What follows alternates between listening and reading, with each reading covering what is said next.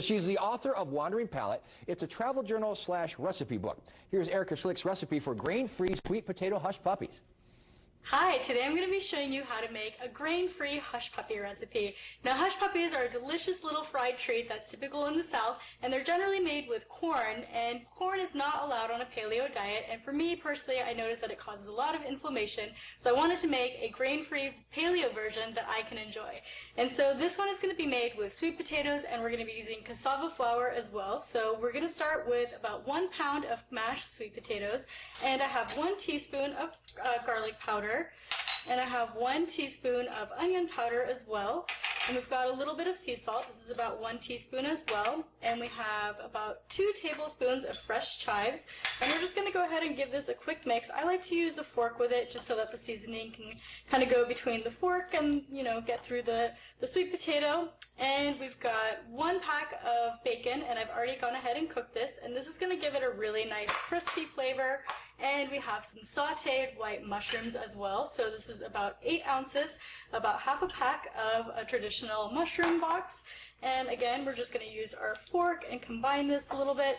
And you'll notice that things are really kind of starting to stick to it, and the sweet potato is separating a little bit, but we're going to bring it all together with our eggs. So we've got 1 egg that's been beaten, and now we're going to be adding in our cassava flour. So I have half a cup of cassava flour, and you don't need to sift it, you can just kind of put it in as is, and you'll notice that the sweet potatoes are going to start to get really sticky, and this is going to really help to hold it together.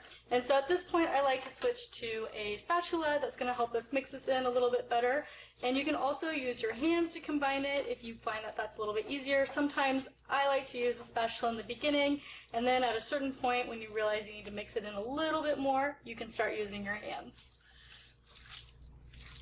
Okay, and now that our hush puppies have been fully combined and mixed together, we're going to start forming these into little ball shapes. And it's a little sticky, but don't worry, you'll be able to form a ball just by swishing it in your hands. And we'll just go ahead and make it until we have all of our mix combined before we go ahead and start frying these. And you want them to be probably about 1 inch, 1.5 inches diameter each. And that's going to be a perfect hush puppy because it'll be nice and moist on the inside and nice and crispy on the outside. And now that we have our hush puppies formed, we have about 10 balls that we were able to make from the 1 pound of sweet potato mix, and we're going to go ahead and start frying these. And today we're going to be using a stovetop fryer that I have prepared with some coconut oil, and coconut oil is a really great fat. It's very stable at high heat, and it's going to be great for cooking these. Now, to cook our hush puppies, we have our deep fryer heated over medium heat with our coconut oil, and once it starts to simmer, you can go ahead and raise the basket and place the hush puppies into the basket and dip them into the fryer, and it'll take about 4 to 5 minutes for them to cook. And once you pull them out, you can use a slotted spoon to remove them from the basket, and go ahead and set them on a prepared dish that has a paper towel on it so that any of the excess oil can drain, and let them cool completely before serving them.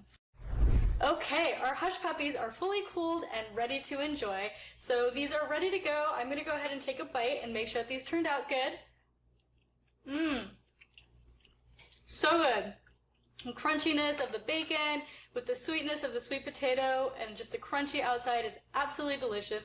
You're going to love these. You're not even going to miss the hush puppies with the corn with this recipe. You can get this recipe on my blog, thetrailtohealth.com, and you can also get other delicious and healthy recipes in my cookbook, Wandering Palate, which is also available on my website and Amazon as well. I hope you enjoy the hush puppy recipe.